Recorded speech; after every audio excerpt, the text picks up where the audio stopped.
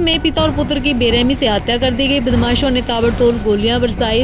हमलावर स्कॉर्पियो गाड़ी में सवार होकर आए थे और जैसे ही वो भागने लगे तो उनकी स्कॉर्पियो गाड़ी रेलिंग से टकराने के बाद वो एक युवक की बाइक छीनकर वहां से भाग निकले। आपको बता दें कि हरियाणा के सोनीपत में शुक्रवार की सुबह पिता और बेटे की गोली मारकर हत्या कर दी गई। हमलावर दो थे जो स्कॉर्पियो गाड़ी में सवार होकर आए थे और बाइक सवार पिता पुत्र पर करीब 10 से 15 राउंड फायरिंग की। दोनों ने बचने की भरपूर कोशिश की, लेकिन हमलावरों ने उन पर तब तक ताबड़तोड़ फायरिंग की जब तक उन दोनों की मौत नहीं हो। उसके बाद हमलावर भागने लगे तो उनकी स्कॉर्पियो रेलिंग से टकरा गई। इस पर हमलावरों ने अपने स्कॉर्पियो को वहीं छोड़ दिया और एक युवक की बाइक छीनकर उससे फरार हो गए। दिन दहाड़े हुई इस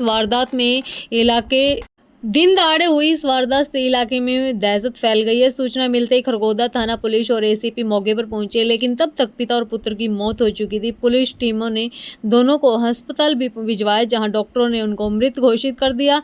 मृतकों की पहचान 50 वर्षीय धर्मवीर और उसके बेटे मोहित 25 के रूप में हुई, जो खरगोदा के गोपालपुर के निवासी थे। दोनों सोनीपत कोर्ट में पेशी के लिए जा रहे थे। हत्या क्यों हुई, इस सवाल पर पुलिस का कहना है कि शुरुआती जांच में सामने आया कि मोहित 5 साल पहले हत्या का मुकदमा दर्ज हुआ था मोहित पर। इसमें वह जेल भी गया था। पुलिस उसी पुरानी रंजिश की आशंका जता रही है। फिलहाल पुलिस हमलावरों की तलाश में इलाके के सीसीटीवी खंगाल रही है। 5 टीमें गठित की गई है। स्कॉर्पियो को भी कब्जे में ले लिया गया है।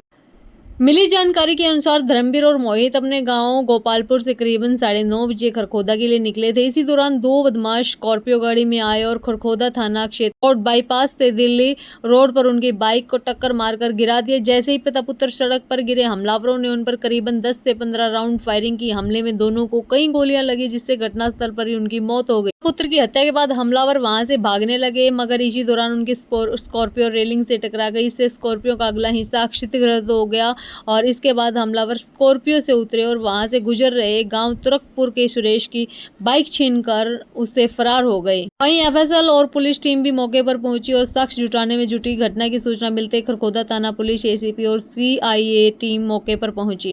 आपको बता दें कि मोहित परिवार का इकलौता बेटा था। एक बहन है जिसकी शादी हो चुकी है। धर्मवीर के परिवार में पीछे सिर्फ उनकी पत्नी और एक विवाहिता बेटी रह गई है। मोहित धर्मवीर का इकलौता बेटा था। वह 12वीं तक पढ़ा था। इसके बाद उन्होंने आगे कोई भी पढ़ाई नहीं की और वह बेरोजगार था। धर्मवीर भी खेती बाड़ी का काम करता था, जिसकी गाँव में तकरीबन 2 एकड़ के आसपास जमीन।